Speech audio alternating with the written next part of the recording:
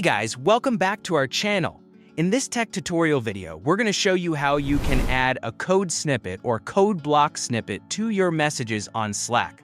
For example, we'll demonstrate how to use coding languages like JavaScript, along with any other coding language that is supported here on Slack. This is a super useful feature, especially if you're working on collaborative coding projects or need to share code with your team. So, let us dive right into it. First, head over to your Slack workspace and access the given channel or conversation where you would like to start adding the code snippet. Let me go with that channel here. Once you're there, pay attention to the message section at the top. At the bottom, you'll see your text box, which you can use to communicate with your channel members and also to add your code snippet or code block. To add the code snippet, start a new message by clicking into the text box. Then, at the top right of the text box, you'll see the code block feature. You can enable it by left-clicking on it or by simply using the shortcut Ctrl+Alt+Shift+C. After clicking it, you'll be given access to the code block, where you can add your code. For example, you can use a code block for JavaScript or any other supported language. I'm not sure which other coding languages are supported here on Slack, but JavaScript is definitely one of them.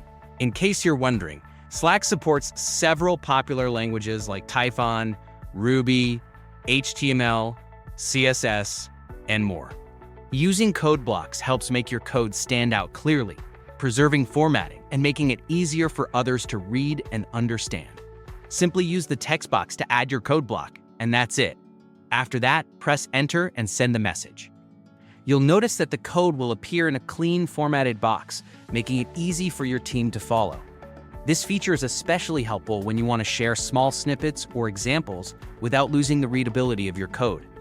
If you're sharing larger code sections or entire files, consider using Slack's file sharing feature to upload the file directly, and then link it in your message for easy access.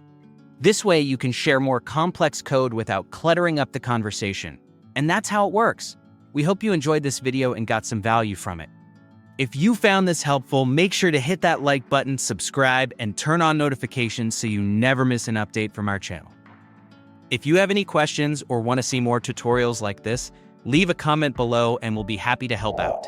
Thanks for watching, and we'll see you next time on our channel.